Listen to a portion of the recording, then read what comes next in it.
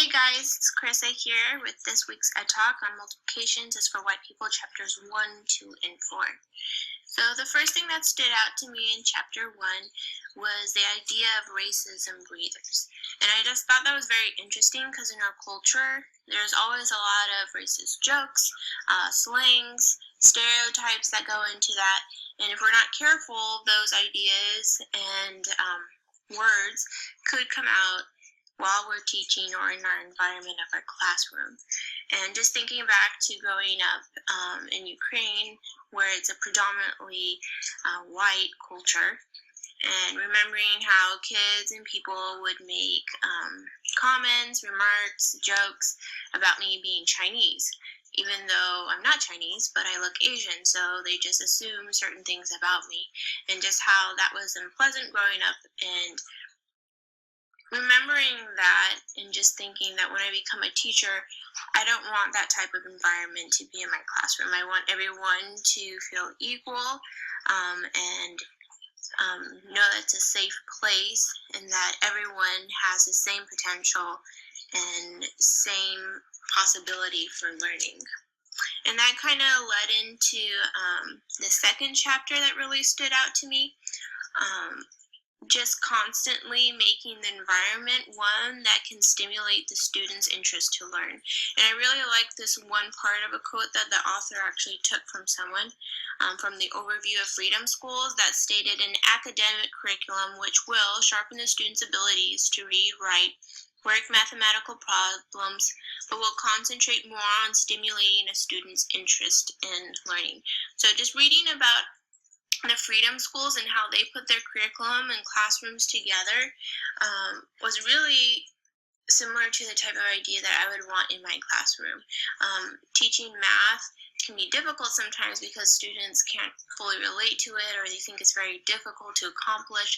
So just trying to think of ways that I would be able to build my classroom to help stimulate those children to want to learn and to have an interest in learning, even more so than just making sure they memorize and understand mathematical concepts.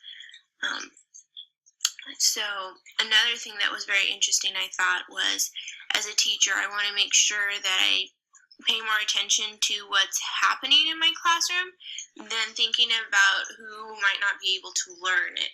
So just paying attention to how my students are, their reactions, their facial expressions, what they're saying and talking about, versus focusing on whether or not a child's not getting a certain concept and starting to think that, oh, maybe they'll never get it.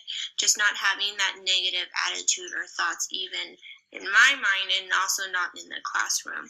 And that just really led into the story about Carrie's secret, and I just loved how she made that intentional community in her classroom where she counted everyone as scholars.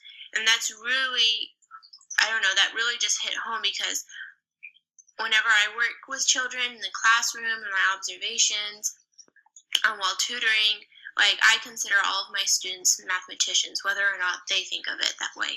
But just trying to build that kind of thought and that support around them to help them think that way.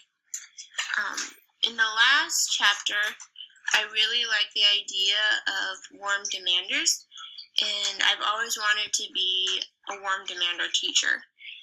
And as the book defines it, warm demanders expect a great deal of their students, convince them of their own brilliance, and help them to reach their potential in a disciplined and structured environment. So just making sure that I have high expectations, strong demands, but also that I have care and concern for them. And with that care and concern, making them reach goals that I know they can reach and make them go even beyond what they think they can do. And in conclusion, that leads into one quote I really liked from the book that said, "A future we could not even imagine for ourselves." So as educators, just being those people who can instill that imagination into the students and help them build up a future that they never could have imagined. So have a great rest of the week and see you later. Bye.